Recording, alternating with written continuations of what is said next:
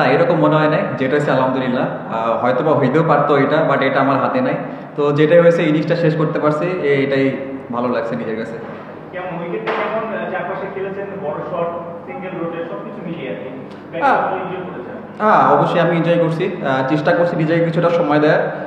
বল একটু লেটে আসতেছিল, যদি আমি চিন্তা করছি আমি দাদা যদি আমরা নিজেদের সময় দিই তাহলে হয়তো পরে আমরা এটা কাভার করতে পারবো।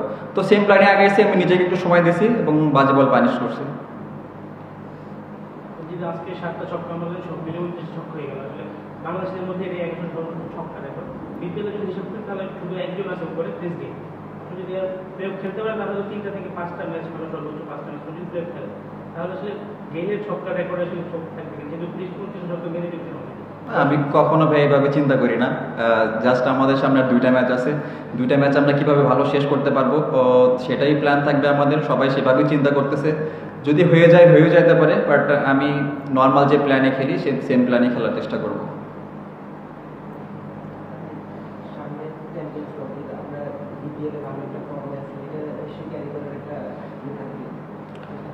দেখেন ওইটা ডিফারেন্ট ফরম্যাট, ওডিআই ফরম্যাট। এখানে যেরকম প্রথম পাওয়ার প্লেতে মানে কুইক খেলতে হয়, রান তুলতে হয়, ওইখানে হয়তো আরও একটু বেশি সময় পাওয়া যায়। তো আমি চেষ্টা করতেছি পাওয়ার প্লেতে খেললে আমি নিজেকে কিছুটা সময় দেওয়ার। তো চেষ্টা করবো যে চ্যাম্পিয়ন্স ট্রফি যখন খেলবো তখন নিজেকে কিছুটা সময় দিয়ে যদি ব্যাটিং করতে পারি তাহলে আমার জন্য ভালো। Thank you.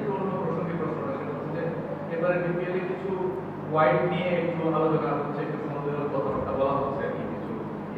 আপনি তো ক্রিকেটার মাঠে থাকেন, আপনার মনে কখনো কি কোনো কিছু প্রশ্ন আসছে?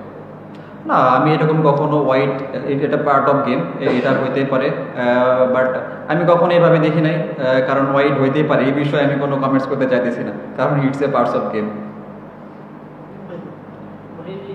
আপনি শুরু থেকে আসলে অনেক ক্লিন হিটিং করতে পারেন, ছক্কা বাংলাদেশের ব্যাটসম্যানের জন্য একটা রেয়ার যে তার ক্লিন করতেছে, বড় বড় ছক্কা রেগুলারটা আপনার টানা ছক্কা মারছেন প্রতি ম্যাচে। আসলে ছক্কার জন্য আসলে কীভাবে নিজে প্রস্তুত করবে, রহস্যটাই কি যদি প্রস্তুতির বিষয়? এটার কোনো রহস্য নাই ভাই, আমি ন্যাচারালি এরকম খেলি, প্র্যাকটিসে ট্রাই করি নিজের যেটা স্ট্রং জোন সেটা নিয়ে কাজ করার, এবং যেটা আমার গেমে যে ভুলগুলো হয় সেগুলো নিয়ে কাজ করার। তো এটার কোনো রহস্য নেই ভাই, জাস্ট আমি নর্মাল ন্যাচারাল খেলা খেলি। শেষ দিকে এসে পয়েন্ট টেবিলটা জমে গেছে, কি মনে হচ্ছে বাকি দুটো ম্যাচ জিতে কোনোভাবে সম্ভব এটা প্লেঅফে খেলা?